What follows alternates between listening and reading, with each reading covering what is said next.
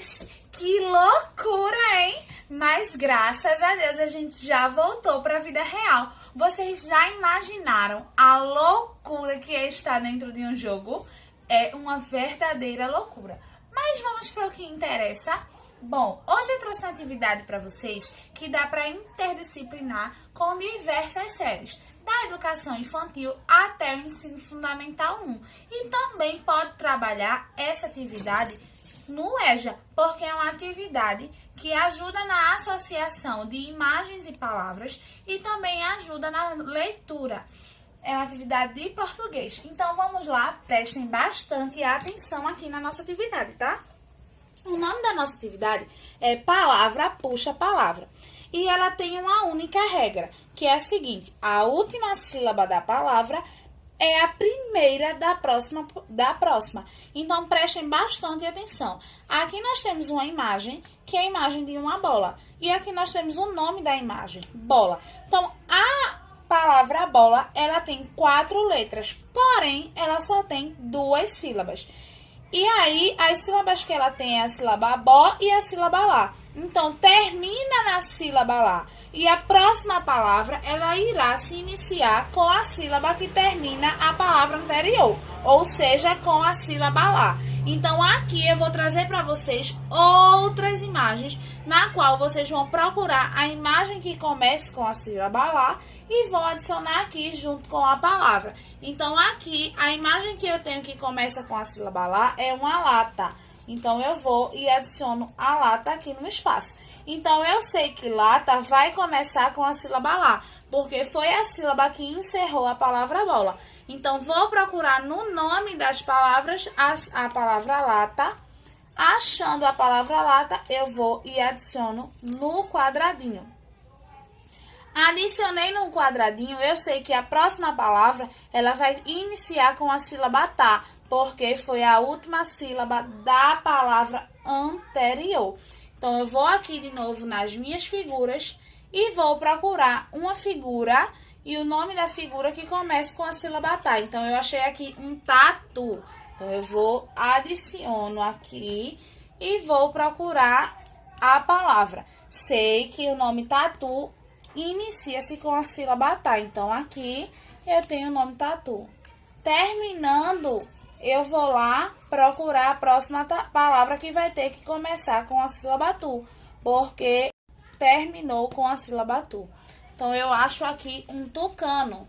Adicionei, procurei aqui a palavra e vou adicionar aqui. Então, ou seja, de acordo com a série, vocês podem trocar as imagens para imagens de sílabas simples e colocar, e podem também trabalhar com sílabas mais complexas, com palavras que tenham sílabas complexas e que contenham um número maior de sílabas. Então, de acordo com a faixa etária de idade e com a série, é que você vai elaborar a atividade em cima disso. Eu espero que vocês tenham gostado bastante, né, da nossa atividade. E agora vocês vão ficar com a próxima. Então, eu vou jogar o dado para minha próxima amiga e eu espero que vocês gostem bastante, né, da atividade. Então, toma lá, Ana! Nossa, obrigada, Janiele. Vê só, foi uma viagem, não foi? A nossa aventura. Só que a gente, como professor e na língua portuguesa, a gente diz o quê? As implicações são isso, são essas ferramentas que a gente tem como profissional, que pode levar a criança ou adulto a viajar nas suas imaginações. Então, as implicações são ferramentas que o professor utiliza, a metodologia didática dentro de sua sala de aula, para que as pessoas, no caso os alunos, eles sejam realmente ensinados a viajar. Muitas vezes o professor quer obrigar o aluno a ler um determinado livro, mas ele não faz nada, ele não traz nada de novo, ele não mostra ao aluno como ele pode ler diferente. As meninas trouxeram 3 atividades, né? O mata-mosca, que foi Juliana Taíres, e o mata-mosca, ele no infantil, como ela disse, é utilizado com imagens, porque a criança no infantil, ela não se apega a palavras, e sim a imagem. Se você chegar para uma criança e mostrar uma determinada imagem e que remeta a ele qualquer coisa, ele vai entender e ele vai criar sua própria história. Então, ele vai também ler visualmente. Por que que os livros de criança devem ser livros mais com figuras? Porque ele, olhando para a figura, ele vai identificar o que é e vai criar dentro da cabecinha dele, usando a sua imaginação, vai criar diversas histórias, né? Mas cabe ao professor trazer materiais e ferramentas para dentro de sala de aula para que ele possa realmente ensinar. Só que o professor, ele não pode se achar o dono do saber. Ele não pode achar que o aluno não sabe de nada. Não cabe ao professor ensinar o aluno a falar, certo? Porque a fala, o aluno aprende em casa, com o pai, com a mãe. Não existe a palavra errada. Tem gente que fala igual. Aí muita gente vai assim, o certo é igual. Não, porque depende do que foi passado para ele. Aqui no Nordeste a gente fala muito vice, oxente, que lá fora soa como errado, mas não é. Faz parte da nossa cultura regional. Então, a partir da regionalidade que a pessoa se encontra, não podemos dizer de jeito nenhum que está errado. Claro que na gramática portuguesa, que é uma das gramáticas mais difíceis do mundo, pelas suas regras, sabemos que a normalidade dela nos faz dizer o quê? Nem tudo o que se fala se escreve, porque tudo tem que ter uma concordância. Você não pode chegar numa palestra e começar a falar vícios de linguagem, não. Naquele momento que ali não cabe seu vício de linguagem, ali não cabe o seu modo de falar caseiro, vamos colocar assim. Cabe sim a normalidade da gramática portuguesa. Então aí você vai falar corretamente palavras que tenham sentido e coerência. Entenderam? Então assim, voltando. A gente viu com Juliana o mata-mosca, né? Então, assim, quais são os seus alunos? Mas para que eu trabalhe dessa forma, eu tenho que ter o conhecimento dos meus alunos. Eu tenho que conhecer meus alunos e a sua realidade. Eu só posso falar daquilo que eu conheço. Se eu chegar numa sala de aula e não conhecer primeiro meus alunos, eu vou chegar lá e vou dar uma aula de português, de leitura, aí eu vou trazer um livro que eu acho excelente, mas que talvez para meu aluno não seja interessante. Então, assim, para despertar no aluno um leitor fluente, eu tenho que fazer com que ele tenha curiosidade de conhecer a literatura. Outra atividade que a gente viu também com Daniela e Felipe foi o quê? Foi a palavra secreta. Então, essa atividade da palavra secreta, que pode ser utilizada em diversas séries, né? Dependendo do contexto e de como o professor trabalhar isso. Cabe ao professor, novamente eu repito, cabe ao professor saber como trabalhar no seu aluno essa didática. Não é pegar a didática, porque assim, a gente escuta muito de pais dizer assim, meu filho não foi para a escola para brincar. Mas toda brincadeira dirigida tem o seu objetivo. Quando a brincadeira tem um objetivo, ela é sim uma ferramenta didática dentro da sala de aula. A gente não brinca por brincar. O professor, ele brinca sabendo que tem um objetivo nessa brincadeira.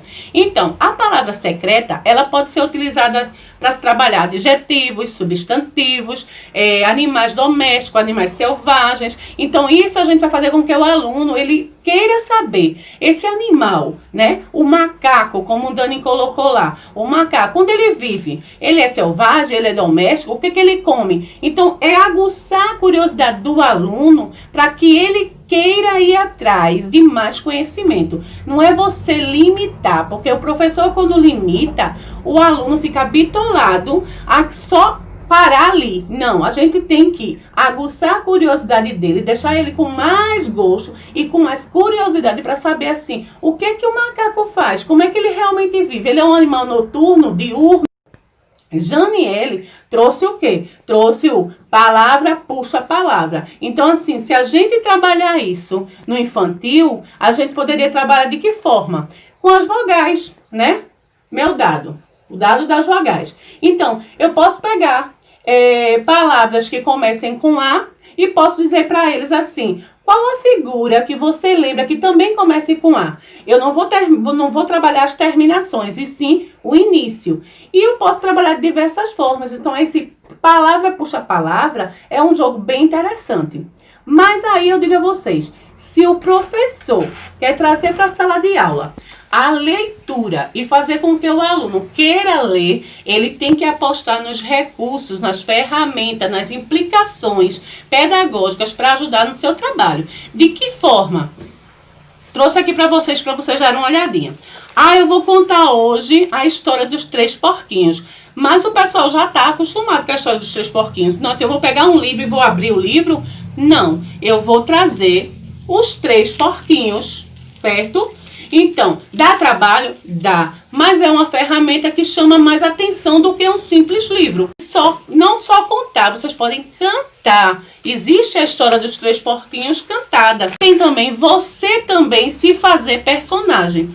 Um exemplo, Chapeuzinho Vermelho. Você pode pegar uma capa vermelha, certo? E você vai ser a Chapeuzinho, mas você vai contar a história de uma maneira mais leve, porque a maioria das crianças tem medo de quem? Do lobo mau. Então, assim, você vai mostrar o lobo mau, vai contar a história, mas vai fazer o lobo mau trazer para a realidade dele. O que é que as mães dizem às crianças? Não falem com estranhos. Então, você pode trabalhar o quê? Essa parte que a criança ela deve ter cuidado com as pessoas na rua. Ela não pode chegar e qualquer pessoa vir e elas irem conversar. Tudo isso você está trabalhando a leitura da criança no infantil, né? Com a imaginação dele. Eu separei aqui uma citação, 2, né, de Paulo Freire. Ninguém pede para conhecer por mim, assim como não posso conhecer pelo aluno. O que posso é o que devo fazer, na perspectiva progressista em que me acho ao ensinar-lhes certo conteúdo, desafio-lhe a que se vá percebendo na própria prática do sujeito, capaz de saber. Meu papel de professor progressista não é apenas o de ensinar matemática ou biologia, mas sim tratando a temática e que de um lado o objeto de meu ensino, de outro da aprendizagem do aluno, ajudá-lo a reconhecer-se como arquiteto de sua própria prática cognitiva. Então, assim, Paulo Freire, né? O pensamento de Paulo Freire.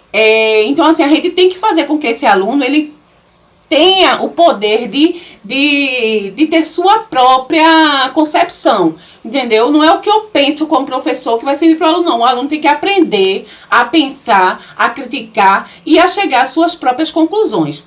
Ele diz também aqui, ninguém nasce professor, né? Ninguém nasce. Você não nasce professor, você não é marcado para ser professor. Mas, assim, a gente se forma como educador, permanece na prática e na reflexão sobre a prática. Então, a gente vai se formar, não vai? Então, assim, não é formar e parar, não. Você vai refletir. Será que a minha prática realmente está sendo boa para os meus alunos? Será que o que eu estou fazendo está alcançando o objetivo que eu queria? Ou não? Então, assim, você tem que saber se sim ou se não. Porque não adianta você fazer um trabalho, né? Achar que seu trabalho tá bom. Não é você achar, é você ver os resultados. A partir do momento que você vê o resultado, você vai saber que as suas implicações pedagógicas estão dando certo. A gente começou viajando para esse mundo de fantasia, porque é assim que a gente pode começar numa sala de aula. É fazer com que as crianças façam assim, nossa, meu professor endoidou, meu professor, que legal, ele trouxe para a sala de aula. Isso a gente trouxe para vocês um exemplo de como trabalhar em sala de aula. Esperamos que essa atividade, né, que a gente fez aqui, que ela sirva para abrir os olhos de todos os professores, de todos os educadores que aqui estão, tá certo? Esperamos que vocês tenham gostado. Por hoje é só.